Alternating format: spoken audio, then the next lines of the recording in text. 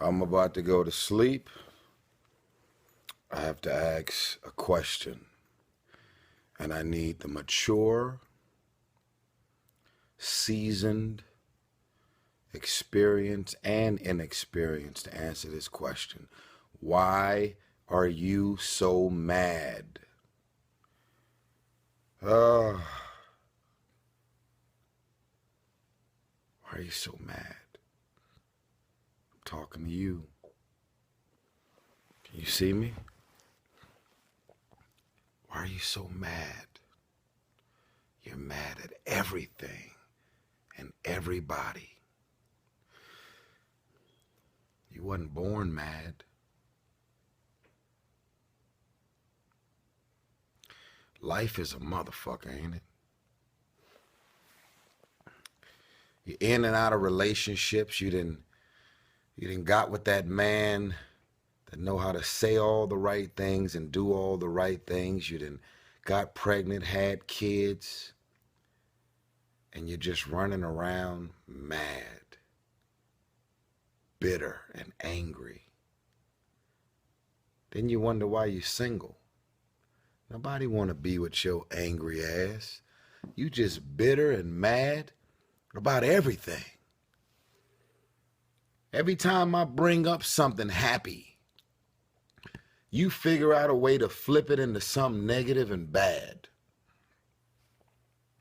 Every time anything happy shows up on TV, you want to figure out a way to flip the channel and turn it on something negative, dark, depressing, and bad. Your house got negative energy. Your friends are negative. That's why you ain't happy. Because everything around you is a direct reflection of who you are.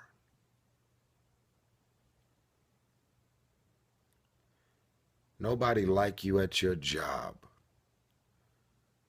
Who made you get that job?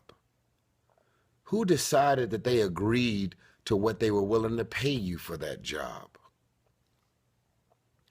They said, wow, thank you so much for giving me this job.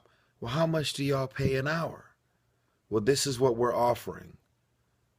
You said okay. If you wanted a better job that was paying more, even if it would have taken you longer to get a job that was paying you what you feel like you deserve, you took the job that they offered you at the pay rate that they offered you. Now you go to work every day angry, bitter, mad, and you making everybody on the job experience fucked up because you are so mad and bitter about what they're paying you. Do you know that if you do your job happily, gratefully, appreciating what you have, smiling, making everything and everybody around your job enjoy their job even more? Do you understand how much more God will bless you and create opportunities and situations for you? You're bitter. That's why your life ain't better. Ain't nobody make you get with that man. Ain't nobody force you to be with that woman. Ain't nobody force you to do shit. You was at a club, you was at church, you was at an event, you was at a restaurant. That man walked up to you, flirted with you, and of all the men you seen that year, of all the men you seen that month, that day, something about you said, let me give him my phone number. You got bamboozled. So now what? You gonna run around and have every man that you run into to experience what you signed up for? I'm talking to grown people right now. I'm not talking to no kids. I'm talking to grown, responsible people that decide who, what, and where they want in their life. How are you gonna sign up for him, sign up for her, And now you're running around angry, bitter, and mad at everything and everybody. It ain't my fault. I never told you to make a baby with him or settle down with him. So if I'm trying to be in a relationship with you, I'm a brand new man trying to experience a brand new relationship. Of course, you're supposed to bring your experiences into a new relationship, but all that bitter, angry, resentment, hostility, and all that shit that you carrying, I don't like you. You are just angry. You are mad. I'm actually having a good day until your angry, bitter, hostile ass showed up. So you're independent now. All the single ladies, all the independent. You're going to independence your way into loneliness. You can be independent. Let me redefine independence. Independence is, I'm not going into a new relationship or any relationship depending on and relying on any man to take care of me, feed me, pay my bills, buy me a car, give me gas money. I'm bringing half of myself, the whole me, but half of me into this relationship, and I'm looking to be and experience another half. And that's what makes me a whole. Women are on this independent shit so heavy, they gonna independence their way into loneliness. Nobody wants to be alone. If I'm offending you, I don't even care. You're on my Facebook page and you're gonna listen. Nobody wants to be alone. Nobody wants to come to their house every single night and be by themselves. And because you're physically by yourself doesn't mean that you're alone and you're actually mad about it. So I'm clear. You can be alone and you can still be happy and enjoy your life, waiting patiently for the right man and situation to show up. But some of y'all are running your husband away. Some of y'all are getting together like the movie Waiting to Exhale, and you're sitting around and you're bashing and you're being mean and condescending towards men all day, and you're making yourself feel good about it. Yeah, all these men ain't shit. I'm tired of all these janky ass, dirty ass men. You didn't let your husband pass you by several times because you're trying to live up to all of these things that all of these women that you surround yourself with, they've all created the mind state of the people. The mind state is, even if a good man is right in front of you, if he don't look and smell and represent all of these concepts that you've created in your mind, you let your husband walk right by. Bitter, mad, resentful, angry. Men, fellas, I'm talking to you too. Women, you are not under attack. There's a lot of men out here that has been through some heavy shit that can make you mad, angry, being mean and evil towards women and disrespectful and all the above. I'm talking to you too. It's time to find your joy. It is time to walk in the direction of peace, love, happiness, and joy. There is a such thing as being in a relationship and still feeling like you're alone. There is a such thing as waking up, going to sleep, and feeling like the woman or the man that you are in a relationship with is not contributing or doing anything to make your life better. So even while you're gone, I'm alone, and even when you come home, I still feel alone. Because you are not mentally, spiritually, emotionally, physically, nothing about your existence is contributing to my joy and my happiness. When you do things with a smile, and with joy. It doesn't matter what you're being paid. Be paid joyfully.